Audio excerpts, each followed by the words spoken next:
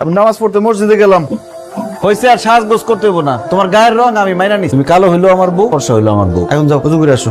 আমি মাত্র হাত মুখ ধুইয়া ফেস ওয়াশ দিয়া কসলা মুখ ধুইয়া আইছি, এখন আমি উজু করুম কেন? উজু করবা কেন মানে? এসে রাজান দিছি শুনো নাই? উজু করে নামাজ পড়তে হইব না? যাও উজু করে নামাজ পড়ো।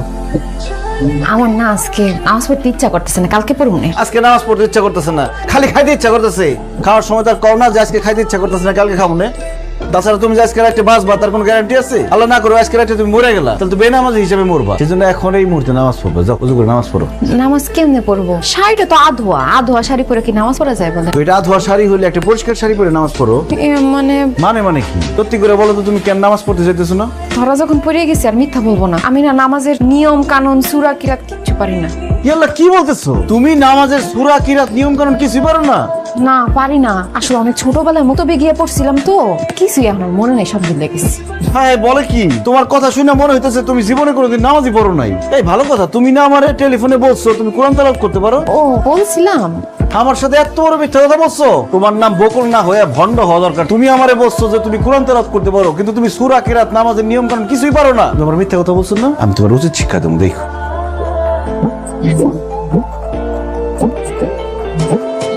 এই দাঁড়ান তো, এত সকালে আমার আপনি কই নিয়ে যাইতাছেন? চুপ করো তো, কোথায় যাইতেছি গেলে বুঝতে পারবো। আসো।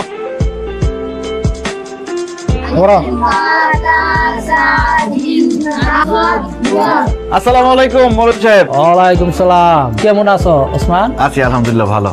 এই তুমি দাঁড়ায় আছো কেন? বসো। ও মা, এখানে বাচ্চারা আরবি পড়া শিখতেছে, না আমি বলবো। ওদের সাথে বসে তুমি আরবি পড়া শিখবা? তোর কি মাথা খারাপ হয়ে গেছে? আমি কেন বাচ্চাগুলোকে বৈশা মুক্ত হবে আরবি পড়া শিখুন? কারণ তুমি সূরা কিরাত নামাজের নিয়ম কানুন কিচ্ছু জানো না। এখন থেকে তুমি এই যে মৌলভী স্যারের কাছে বাচ্চাদের সাথে সূরা কিরাত নামাজের নিয়ম কানুন শিখবা। অসম্ভব, এই বয়সে আমি বাচ্চাদের সাথে বৈশা আরবি পড়া শিখতে পারবো না। মানুষ দেখলে কি কইবো কও? মাইন্ডে কি করবো এই চিন্তা যদি তোমার এতই থাকতো, তাহলে বিয়ার আগে তুমি কোরআন তেলাওয়াত শিখো নাই কেন? বিয়ের আগে তো বাপের বাড়িতে ছিলাম, তখন দুষ্টুমি ফাজলামি করে সময় কাটাইছি। অত কি মাথায় আসছিল এটি? বিয়ার আগে দুষ্টামি ফাজলামি করে সময় পার করছো, এখন বিয়ার পরে সময়টা কাজে লাগাও, কোরআন তেলাওয়াত শিখো। বিয়ের পরে কেউ পড়াশোনা করে? আমি পারবো না। করতে তোমার হইব। আমি সৌদি থেকে উমরা হজ করে আসছি, আর আমার বউ কোরআন তেলাওয়াত পারে না। আমি মরার পর আল্লাহর কাছে কি জবাব দিব? কি কো ওসমান, তোমার বউ কোরআন তেলাওয়াত করতে পারে না? নামাজের নিয়ম কানুন সূরা কিরাত কিছুই জানে না? না হুজুর, একদম কিছু পারে না। বৌমা, তাইলে তুমি শুদ্ধভাবে নামাজ পড়বা কেমনে? তাই তোমার এগুলো শিখতে হইব।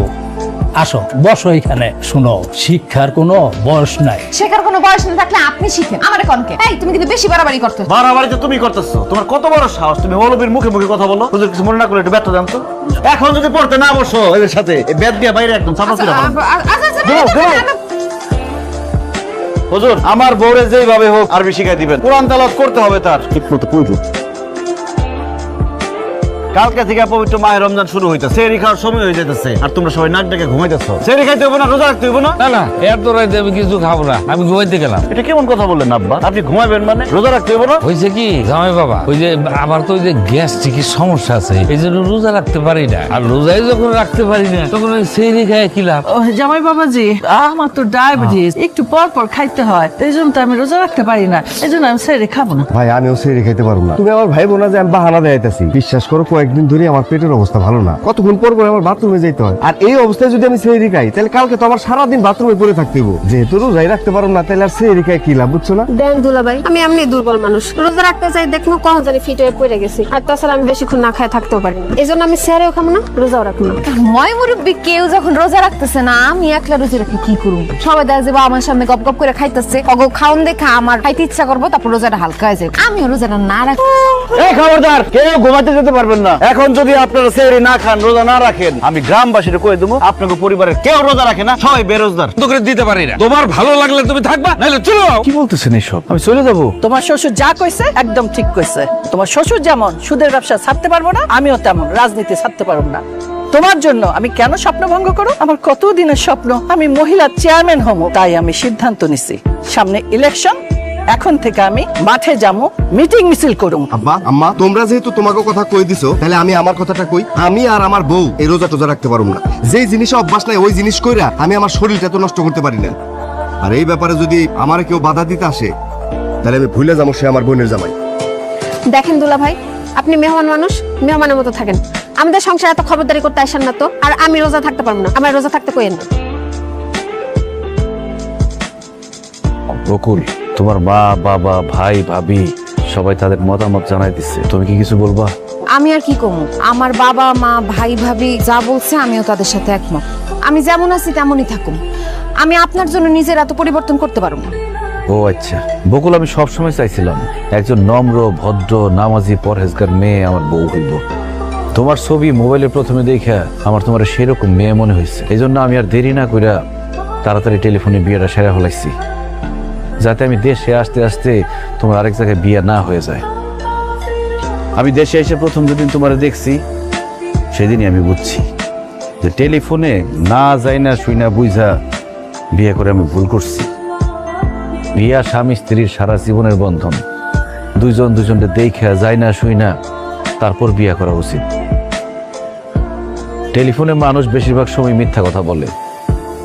এই যে যেমন তুমি, তোমার পরিবারের আর মানুষরা আমার টেলিফোনে ভিডিও কলে যেমন দেখাইছো যেমন কইছো, বাস্তবে ঠিক তার উল্টা। আমি বাড়িতে আইসা মনে মনে যেরকম বউ চাইছিলাম তোমার সেরকম গইরা তোলার চেষ্টা করছিলাম। দেখো বকুল, কিছুদিন পরে আমার সন্তান হইব। একজন সন্তান কিন্তু তার মায়ের কাছ থেকে সত্যিকারের শিক্ষাটা পায়। মা ভালো হইলে সন্তান ভালো হয়, মা শিক্ষিত হইলে সন্তান শিক্ষিত হয়, মা যদি নম্র ভদ্র হয় সন্তানও নম্র ভদ্র হয়। আর আম্মা আব্বা বেশিরভাগ সময় তো আমি বিদেশে থাকুন, আপনাকে ছায়া তো আমার সন্তানের উপর পড়ব। আপনারা যদি ভালো হন তাহলে তো আমার সন্তান আপনার কাছ থেকে ভালোটাই শিখবো, আর আপনারা যদি খারাপ হন তাহলে আমার সন্তান তো খারাপটা শিখব। সেই জন্য আমি আপনাদেরকেও সঠিক রাস্তায় আনতে চাইছি, আল্লাহর রাস্তায় আনতে চাইছি। কারণ একদিন আপনার আমার সবারই তো মরতে হইব, আল্লাহর কাছে ফেরত যাইতে হইব। 2 দিনের দুনিয়ার আরামায় এসেছে, যাতে পরকালে আরামায় এসে থাকতে পারেন সেই ব্যবস্থা করতে চাইছিলাম। কিন্তু আপনারা যেহেতু আমার কথা শুনলেনই না, মুখের উপর আমার না করে দিলেন, তাহলে তো এখানে আমার আর থাকার কোনো দরকার নেই। বকুল, কোনো বেনামাজি বেরোজগারি বেপর্দা মেয়ের সাথে আমি সংসার করব না। যার ভাই একজন নেশাখোর, মা একজন মিথ্যাবাদী, তাদের সাথে আমি কোনো সম্পর্ক রাখবো না। এই সিদ্ধান্তটা আমি আমার আর আমার ভবিষ্যৎ প্রজন্মের কথা চিন্তা করে নিলাম। বকুল, আমি বাড়িতে যাইতেছি, বাড়িতে গিয়ে তোমার কাবিনের টাকা আর ডিভোর্স লেটার পাঠাই দেব। ভালো থাকো, ভালো মানুষ হয়ে থাকো।